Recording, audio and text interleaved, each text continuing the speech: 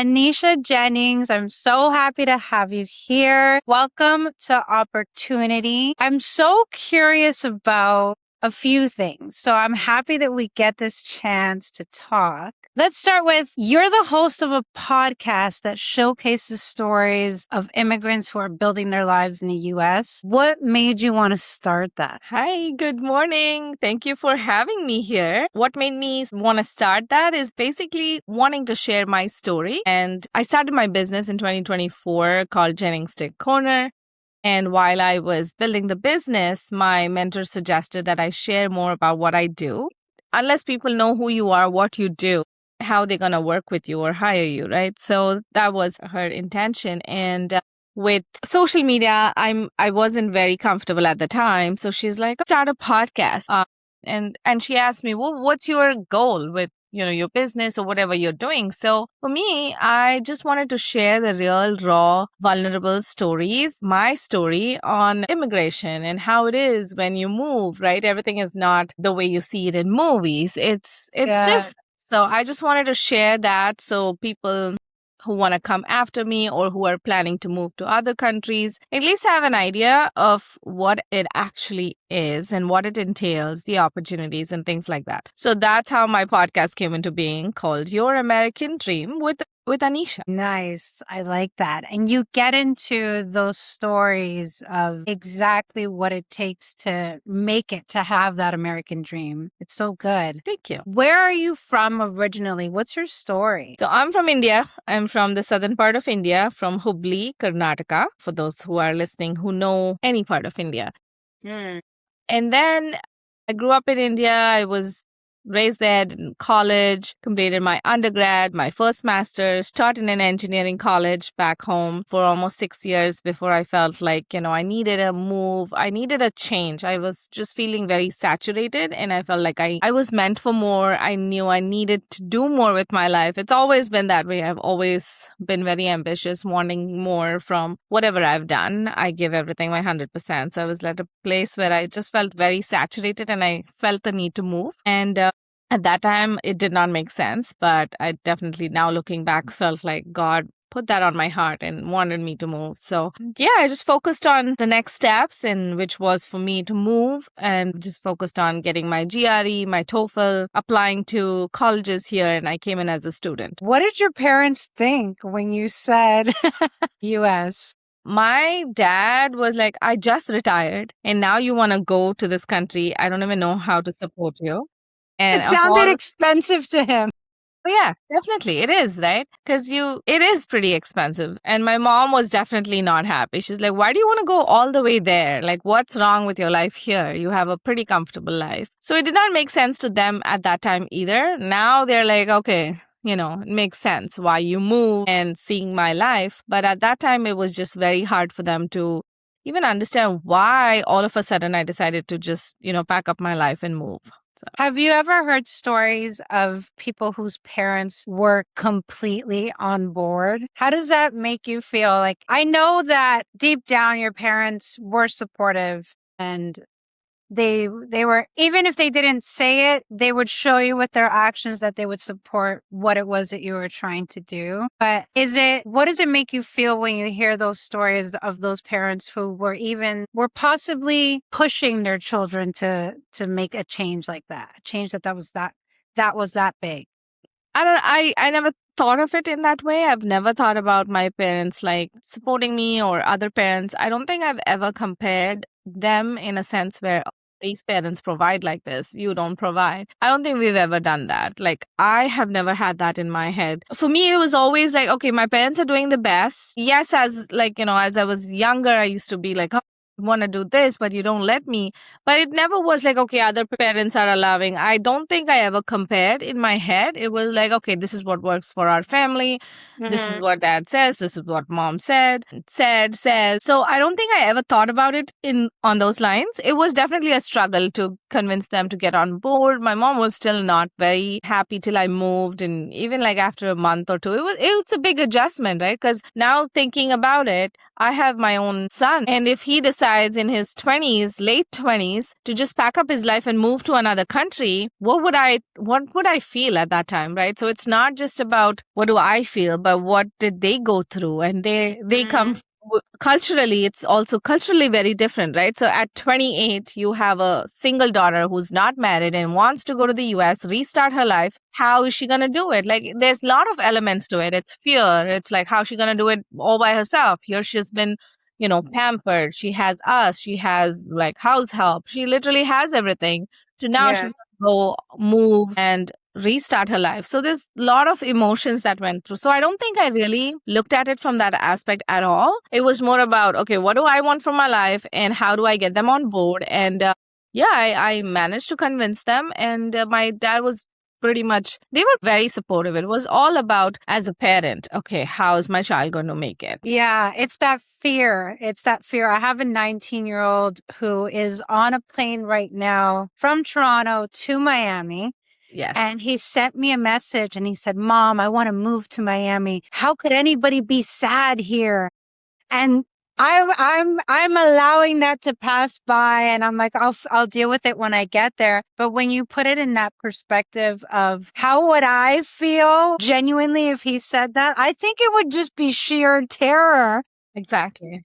That's what Exactly. I would feel. The reason why I wanted to dig deeper into that is because you do have the privilege of having these conversations with so many different people that I was wondering if it helped you.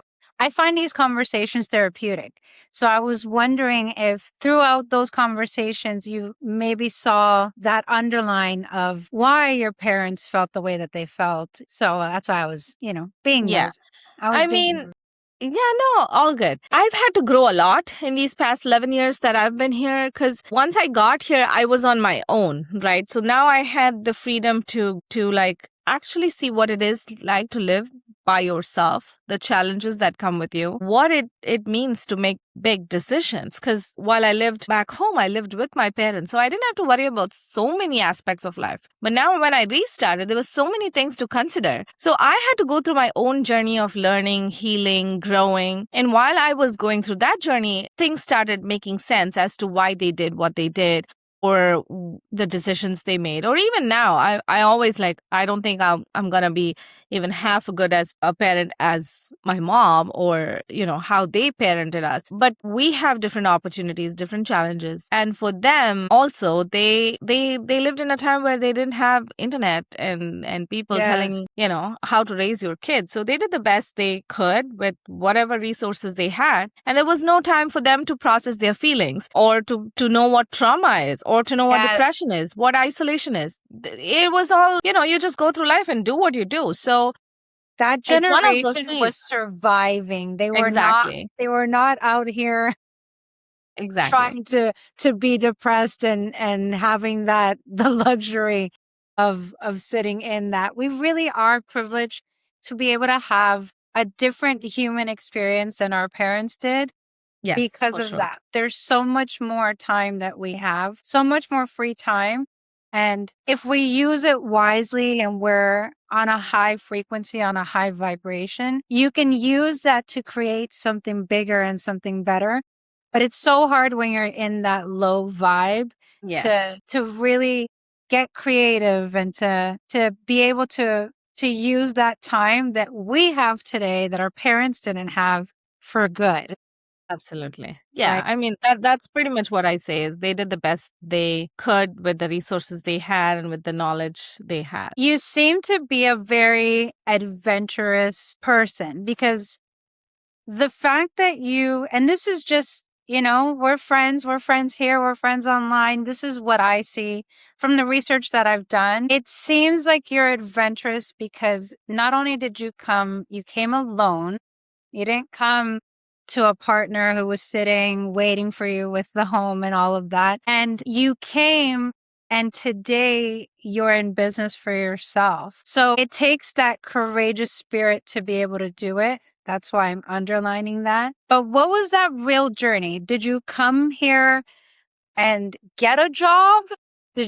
What made you want to have your own business? So I didn't ever think about it. I mean, I knew I wanted to have my own business. I just didn't know what it looked like. Mm. And when I got here, the only intention was to get here, get my master's degree, my second master's, and go back home and live closer to my parents, like, again, start life there. But then as I kept progressing in my master's, I knew I wanted to work here for a couple years, get that work experience, and then go home. So I With graduated every in. chapter, it seemed like you were getting closer and closer to staying. Yeah.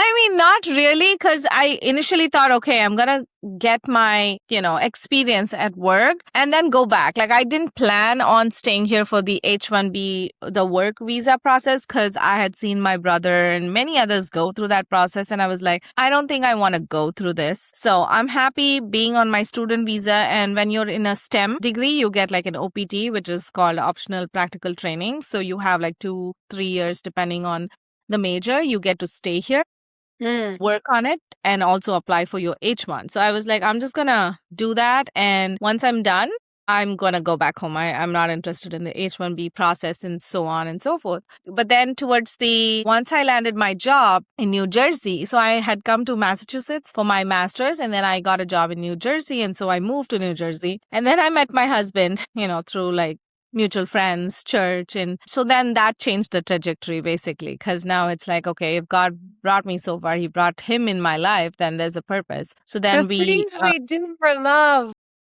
yes. So then that kind of changed the trajectory, because I was here, we met, and then my company still applied for my H1 visa. And while I was on that, then we got engaged. So while we were engaged, we are like, okay, we're gonna get married anyway. So we apply for green card. So we got married, applied for the green card, and then a year later I got my green card, and this past year I became a citizen. So that changed the trajectory of my life, because I always joke with him. I'm like, if it was not for you, I would not be in this country. I would have been back home with my parents. Like, because sometimes you do feel homesick, you miss home, you miss the food, you miss things, right? So I'm like, because of you, I'm here. So Yes. I just joke with him about that. Congratulations on becoming a citizen. That's Thank you. huge. Yes, I would definitely say just don't wait for it. Whenever you are eligible to apply, just apply. Because I applied for my green card after we got married. We got married 2020 August. By the time I gathered all my paperwork, and make sure your paperwork is really, really detailed and gives all the information that somebody, like for the officers, just make it easy for them. So I applied for my green card October 2020. Received my green card October 2021. When you're married to a citizen, then you got to be on your green card for 3 years to become eligible to apply for citizenship. So I was eligible in 2024, but then I hadn't been home, so I wanted to go home to India, and so we went back home to India in 2025, got back, and I applied for citizenship in May of 2025, and by September 2025 I was a citizen. So it was just a 4-month process for me. Yeah, So I would encourage people to apply. fast. Yeah. It sounds fast. Like, for you're supposed to be in the States. And also during the Trump administration, I just want to add that, because, people are scared and think about it. It's more about your paperwork. Just make sure your paperwork is detailed. Yes. And you're just doing the right thing, basically. What is it that you do now? What does your business do day to day? Who do you serve? So I serve female founders. I help them with visibility to gain more clients, to increase and scale through their website. So visibility through their website. So I help them build website, help them with tech support in the back end, because if your tech in your systems are in place, that helps you scale faster. And I also help with visibility through podcast launches. So if you are a female founder who wants to launch a podcast and you don't know where to start, or you're terrified, that's what I do. And I'm launching a program in September. It begins September 8th, and it'll be a 5-week program where you're not sitting through courses, but you will be sitting one-on-one with me and getting implementation input. So you can, by the end of 5 weeks, you can launch your podcast. That being able to learn one-on-one is something that we take for granted. Yes. All these courses and all of that, sometimes you'll buy it and then you never use it. You never go through it. Exactly. There's so much I am one of more. that. Yeah, so am I. I'm super guilty of that. There's so much power in having someone hold you accountable. And Yes. the truth is, you've walked the walk. We're going to be celebrating very soon 100 episodes of the podcast, which Yes. is huge. So who better to learn from than Anisha? It's a good idea. It's a good idea. And if it's on your heart to want to start a podcast, to get out what it is that you've got, your thoughts, your ideas, and to have the opportunity to have conversations like this with Yes. different people from different walks of life, it creates a lot of opportunity. What opportunities have come from your podcast? I've met amazing women. So think about this, like we're in the online space and everybody's mainly working from home. And at some point in the entrepreneurship journey is very lonely. Like the business world, you have to meet people where it makes sense. Like what you're doing doesn't make sense to a lot of people. So you need to find your people, right? So through this podcast, I've met amazing women. It has helped me stay inspired, helped me stay the course of, why I started it in the first place. I've had opportunities come through. I've had clients, I've had speaking opportunities, I've had collaborations, and just a fun network to say, okay, hey, I need something. I can talk to this person because now I know what they do and they're on top of my mind. Because if I'm looking for trademarking my business name, which we were wordmark, I used services from one of my guests, and because she was on my show, she gave me like a discount. So there's just a lot of opportunities that come through by sharing your voice. And there's also people who are inspired by your story, by other people's story, and they're like, okay, I'm ready to take that first step, or okay, this makes sense, or this is how life could be. So there's just so much that can happen by sharing your voice and your story. Yeah, it's really important. And I think another thing that is a skill that you have evidently is in having a podcast that has a powerful name. Your American Dream is a great name. Honestly, that's why I'm like, let's talk about this. You have shown that skill, that ability of being able to create this podcast from nothing. So talk to me about how you came up with that name. Has it been an iteration? Is there a story behind that? Because in that name, I already know what I'm going to get into. Yes. Funny that it just happened on the call with my mentor because she was like, okay, so what do you want to share? I'm like, yeah, I just want to share about how I came here, the opportunities and what you can make your life, right? So more like the American dream. And she's like, okay, so why don't we call it Your American Dream with Anisha? That's it. That's how the name came into being. I looked up if Your American Dream was taken. It was It's available. crazy that it wasn't taken. It wasn't. There is The American Dream in the Eyes of Immigrant by Heidi Delacruz. So I was on her show. She was on my podcast as well. But I didn't find her till very recently. So I had my name. It wasn't taken. So I just went ahead, did it, registered. There's been no iterations after. It was just a click, click, click, and keep going. Yeah, meant to be. I love that. I love that. Sometimes you just got to follow the wave that's meant for you. I really think that God puts you in alignment when you're ready. Absolutely. Absolutely. Yeah. So tell me about an opportunity that you took before you knew that you were ready. Like coming to the US definitely was one of those where I was like, I don't know what, where, how it's going to happen, but I just know I need to do it. That would be my first. And also the podcast. Like I am pretty camera shy. Now after 100 episodes, I'm getting used to, talking.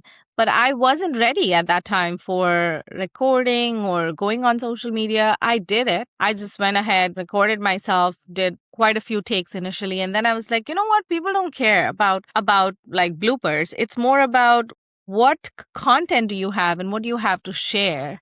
Like, what's the message? So we just kept going. I still have bloopers, but we're human. So the point is what we're trying to convey is more important than what you're not doing, basically. It doesn't need to be perfect. A super polished delivery. Exactly. And if you want like super polished and things like that, you definitely have AI, right? for that. So now it's more about you sharing your real story, being vulnerable, taking people through your journey and helping them see what is possible while watching someone else go through that journey. Like if I want to be somewhere, then I'm looking at somebody who has already walked that path or has reached that level where I want to be and then learning from them. Right. So it's pretty much a learning process. What are you chasing now? Today that you're at this milestone, that you're at 100 episodes, what are you chasing next? Whether in the podcast, in your business, personally, what's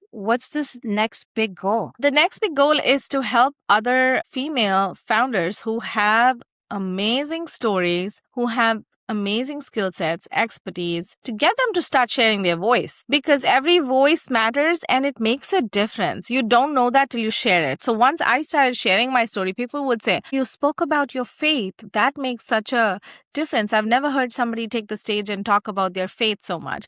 You never know what resonates with people. Like I'm talking about my faith in the sense that, okay, God brought me here, and I definitely talk about, how God's hand is really visible in my life, but I'm not really thinking about it, right? But for someone that resonated with them, or someone is like, oh, you were so bold to get on the stage and talk. No, I wasn't bold. I just took that step, right? So we're all doing it scared. We're all doing it afraid. The difference is you just do it, right? So that is so good. We really are all doing it scared. Anyone who's out there taking the chance still has those jitters. They can't Absolutely. pretend like they don't, or they can't lie and say that they don't. They could just look cooler, and it gets easier and easier with time. It gets easier. Yes, it gets easier with time and with practice and consistency. And I know for me personally, when I was taking a look at your stuff and when I was researching everything that you had before we even spoke, what resonated with me was that I mentioned that before. For me, especially in this moment in time, I find that the alignment is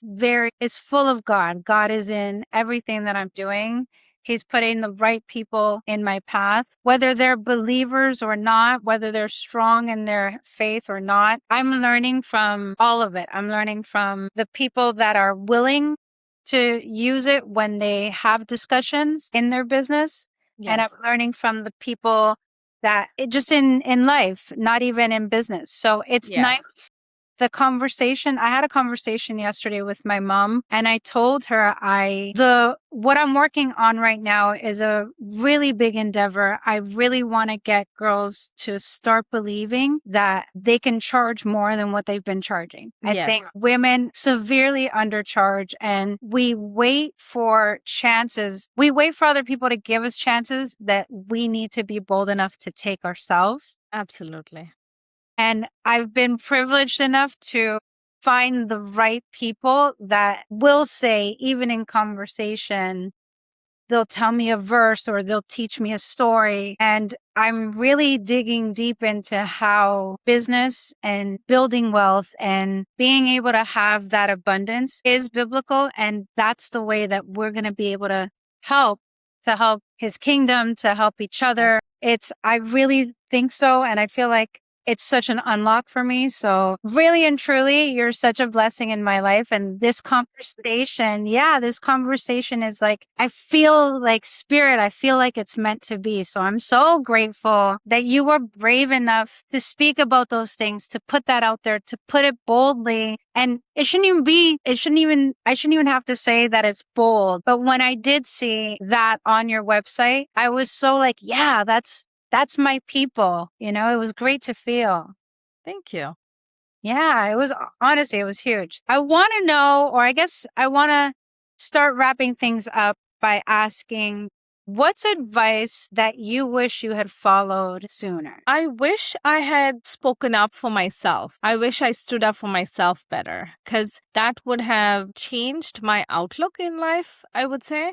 Because as women, we tend to just listen to, a lot of people. We just tend to take in whatever. We just tend to say, okay, it's a one-off, it's fine. But it makes a difference. All of that builds up and it makes you shrink. So I wish even though I didn't shrink as much, but I still see places that I shrank just to make sure others felt good about themselves. So I wish I knew about that. I don't even think I knew what I was doing in that moment. Yes. Now, as I keep working on my business, I work on myself, and I come across people who are, talking about these things and energy and whatnot. The more I learn, I'm like, oh, I didn't know that is what is influencing my decisions in my business now. So to be able to stand up for yourself, because it's not like everybody can work with you. It's not everybody is a good fit for you. But then we end up working because we're like, okay, whatever, they came to me, they need help, I'm going to help them. But then they probably are not committed, or they are disrespectful,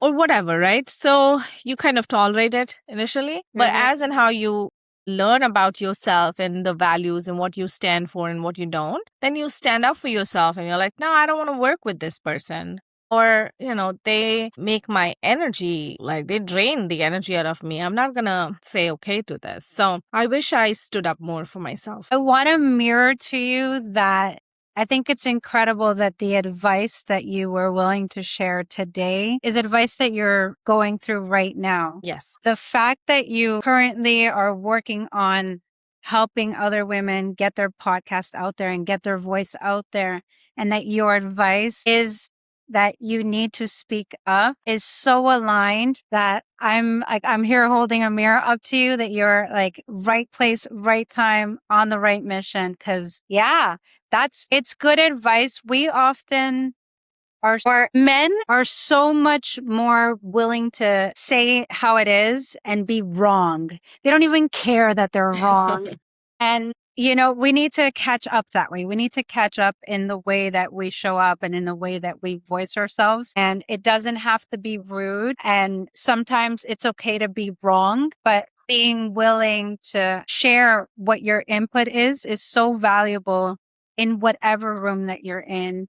Yeah. At whatever stage you're in, even if you're new or whether you're seasoned or new, it's important for you to actually have an opinion, but for sure, it comes with maturity for sure. It does.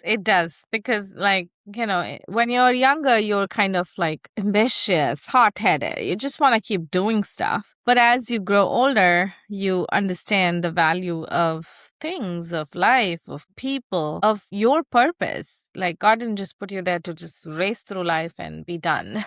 Right? Yeah. Let's bring more joy in our lives. Let's have more of that time where you're not we work to be able to enjoy life. So let's bring more of that. Yes. All right. Tell everyone what you're working on right now and how we can find you and how you serve your people. So you can find me on Instagram at Jennings Tech Corner, or you can go to my website, JenningsTechCorner.com. Right now, like I said, I'm launching my podcast launch lab, which starts September 8th, and it goes on for 5 weeks. If you're interested, just send me a message and I'll get you on the wait list. And then I have a website in a week that if anybody's really interested, taking your website to the next level, or you have a website that needs revamped or whatever, we're doing website in a week. That starts in August. So yeah, that's pretty much. So at the end of the program, what are they going to have? Do they have a full-blown podcast? Yes. What do they have? So you will have your first episode released for sure. Awesome. If you do the work, because I'm going to walk you through how you can do it. You got to do the work, right? Like you'll have your at least first 10 episodes planned out and recorded. Again, if you do the work, but you will have your first episode published if you do the work. I love that. All right. Thank you so much for being here, for being so candid, for being so open. I'm so blessed to have met you. Thank you. I can't wait to put this out, and I know it's going to serve someone out there for sure. Thank you. My pleasure.